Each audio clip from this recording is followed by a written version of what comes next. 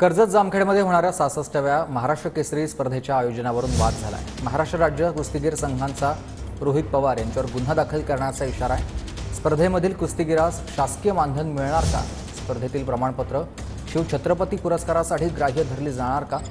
वरील मुद्द्यांवर आमदार रोहित पवार यांनी 7 दिवसात पत्रकार परिषद घेऊन खुलासा करावा, अन्यथा नाव साधर्म्य स्पर्धा आयोजित करून कुस्तीगीरांची फसवणूक केल्याप्रकरणी गुन्हा दाखल केला जाणार आहे।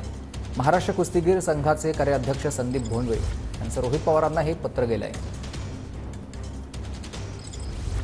रोहित पवार यांच्याकडून या स्पर्धेचं आयोजन केलं जातं आणि त्यामुळेच त्यांना आता थेट पत्र पाठवलेलं आहे।